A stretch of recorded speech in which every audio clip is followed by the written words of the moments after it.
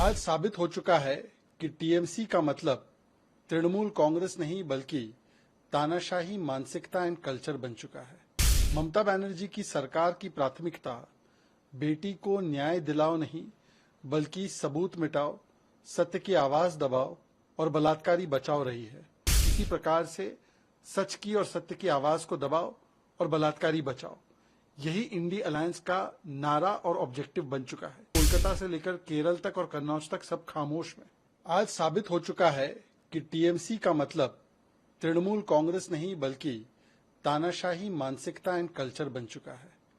ममता बनर्जी की सरकार की प्राथमिकता बेटी को न्याय दिलाओ नहीं बल्कि सबूत मिटाओ, सत्य की आवाज दबाओ और बलात्कारी बचाओ रही है। और इसी दिशा में एक और कदम ममता बनर्जी ने उठा लिया है। ममता बनर्जी अपराधियों को, बलात्कारियों को, संदीप घोष जैसे लोगों को जेल में नहीं पहुंचाना चाहती है, बल्कि वो चाहती है कि अगर कोई पत्रकार किसी ऑन गोइंग रेप के मामले में कोर्ट प्रोसीडिंग को रिपोर्ट करता है, उस पर पत्रकारिता के आधार पे उस पर कोई भी बात रखता है या सत्य की लड़ाई लड़ने के लिए या बेटी को न्याय दिलाने के लिए कोई बात करता है, तो उसको 3 से 5 साल की सजा होनी चाहिए। और यही तानाशाही रवैया ममता बनर्जी ने लगातार इस मामले में दिखाया है। इसलिए कहा जा रहा है कि बंगाल में दीदी नहीं बल्कि ईदी अमीन आ चुकी है।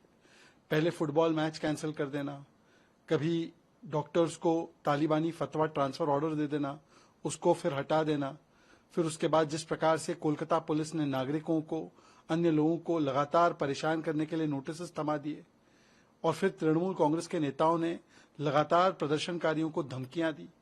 कभी कोई बोलता है उंगली तोड़ देंगे, कभी कोई बोलता है कि जबान खींच लेंगे। जिस प्रकार से अपमानित किया गया डॉक्टर्स को, लवली मैत्रा के द्वारा उनको कहा गया कि आप कसाई हो। और अब हम देख रहे हैं कि पत्रकारों को ही सीधा जेल में डालने की योजना बचाई जा रही है। मतलब कि अगर कोई पत्रकार अपने संवैधानिक अधिकार का इस्तेमाल करे, रिपोर्टिंग करे, बोलने की आजादी का इस्तेमाल करे, तो ममता बनर्जी उन्हें जेल में डालना चाहती है। जिस पश्चिम बंगाल में रविंद्रनाथ टैगोर जी की बात होती है कि मस्तिष्क जो है वो ऊंचा रहेगा और मन भयमुक्त रहेगा, अब तो केवल अपराधी भयमुक्त रह सकते हैं और पत्रकारों को अपनी कलम और अपना मस्तिष्क ऊंचा करने का कोई अधिकार नहीं बचा। ये ममता बनर्जी चाहती है। परंतु हैरानी की बात यह है कि संविधान बचाओ की बड़ी बातें करने वाले राहुल गांधी संविधान लेकर इधर उधर भागते रहते हैं, इंडी अलायंस उस संविधान की लड़ाई लड़ता है, पत्रकारिता की आजादी, बोलने की आजादी के लिए लगातार बोलता है, वो आज पूरी तरीके से खामोश है। क्या वो इस प्रकार के प्रावधान के पक्ष में है? और हमने देखा है ना कि किस प्रकार से चाहे कोलकाता हो, चाहे कन्नौज हो, चाहे केरल हो, बेटियों के साथ लगातार अन्याय होता है, महिलाओं के साथ अन्याय होता है, परंतु उस पर कोई बात लड़की हूं, लड़ सकती हूं कहने वाली ब्रिगेड का नहीं आता।